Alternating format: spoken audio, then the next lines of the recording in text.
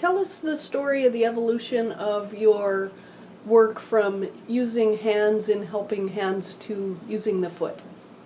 I was teaching a class. One of the things that happened when I started working with the neurologist, neurosurgeon, is that I said I had to get out and start teaching people how to take care of themselves. So I was looking to be able to take care of people through a class so that I could show them what they could do for themselves and get themselves out of pain. And during one of these classes, I was up in northwest Arkansas, and there are big basketball players up there. And so I was up there starting a class, and at the last moment, another couple came in. And the woman who came in, she couldn't have been over 5 feet tall.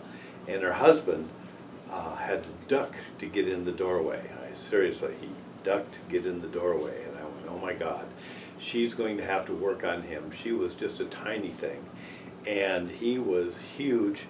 And so I said to both of them, I said, okay, I'm going to get the class started, and then I'm going to have to teach you a little bit differently, because I knew that little paw of her hand was not going to be able to affect him at all.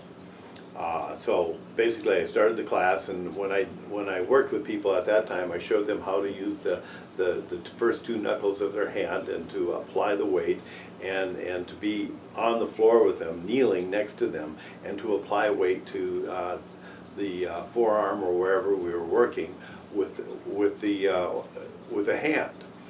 Well, this time when he laid down on the floor and she came over to him, what I did was I said, okay, you're going to have to do this with your feet. You just don't have enough weight with your upper body that you're going to be able to do this. And so basically what I did was I said, okay, here's how you use your feet. And when I started showing them how to use their feet, one of the women in the class looked at me kind of strange. She said, how come we can't do it that way? And I looked at her and I went, good point. And literally from that moment on, I quit teaching with my hands and I went straight to feet with everybody after that. And of course, when I went to the feet, I started having there were some issues that I had to start taking care of, because when you're working with your feet, now you've got to add weight, and if you pushed on a person when you did that, you would torque your body in certain ways, so you had to really make sure that it was pure weight. And so that's when I started developing all these other addendums to using your feet and your weight to be able to produce the results. And in that class, it was amazing, because just in that one class, my results quadrupled. I was getting people out so far up and so fast out of pain that